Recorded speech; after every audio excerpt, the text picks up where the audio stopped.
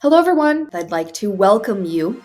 Jasper Colin is a global research and analytics firm transforming data into decisions.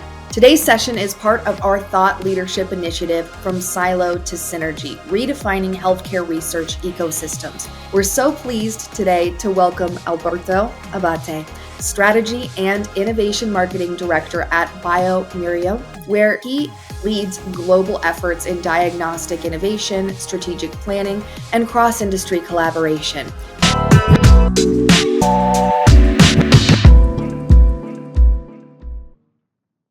In your view, what defines effective cross-disciplinary research today, especially between industry innovators, clinicians, and academia? Basically, you say that is the intersection.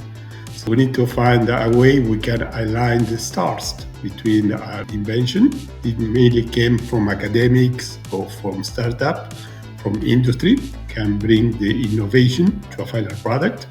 The regulators play a key role. They drive what we can do and how we will go to the market. And then we have physicians, we have the experts, the ones that explain how to position the products in the diagnostic and therapeutic context. And we have the payers as well. A success in innovation needs to have the four stars aligned, basically, and in a reasonable time frame. So we are in a business context, so return of investment is one of the concerns. So, having led innovation strategy, how do you see the process of translating early research or academic discoveries into viable healthcare solutions evolving? Good question. Excellent. It depends on what is the priority for every organization. Most business will have a core business, and then they will have adjacencies, and they will have also some customer, this is called in business terms. The core areas in which the investment is more relevant normally need to be well defined.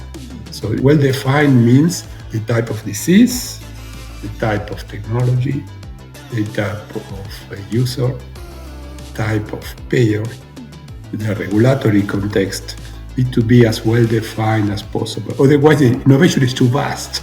There are too many different possibilities, and innovation can be well oriented, can be more successful if the scope of innovation is well defined from the beginning. From your experience, how can early alignment between R&D, clinicians, and payers improve the innovation success rate?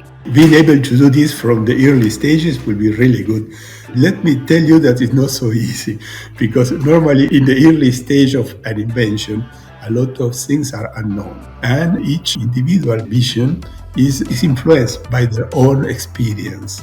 And therefore, a business person have a different perspective than an expert scientific person. This is why agreeing on some criteria will facilitate the discussion. When mature professionals work together for a certain time and evaluate different opportunities, so they start to understand better the concern of the colleagues from other departments.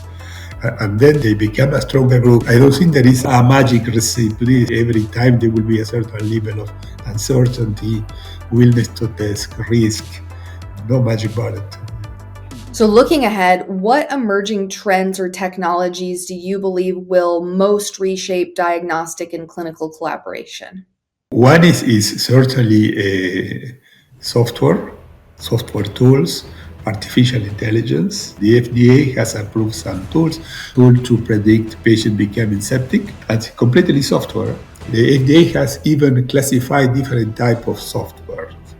This one in their classification will be an artificial intelligence software used as a medical device, AI-SAMD, a software that is built on a number of past patient cases.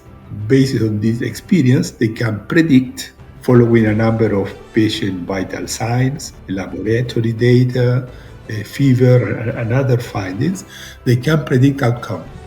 Actually, it's more a probability, it's not a prediction. However, this is still interesting. This is already available. And then it's more a matter of adoption. The hospitals, the physician needs a certain time to become familiar and to be convinced about the value of this kind of tools and start adopting them. All this area of predictive software tools, I think they have a lot of potential because basically they are making better use of existing data. Electronic record lab test radiology, and this can be combined into an intelligence tool that can help decision making by the physicians. But getting into our closing reflections, I have just briefly, what does synergy mean to you when applied to healthcare research and innovation today? I see this as a big opportunity for improvement. We're not in different planets, we're all the same planets. We can all benefit from each other work, basically. At the end, we all have the same purpose. If we focus only on doing more sophisticated things, it's not addressing the needs of the payers. And if we only focus on paying less, we're not doing the job either. And if we only focus in interesting scientific things, it's one aspect of this. So we need to look all on the same direction. And we can benefit a lot from a closer interaction, providing the clinical evidence and the cost-effective evidence for prevention to combine the regulators, to have the buy-in from the payers. It's a very concrete use case. We can all benefit from it.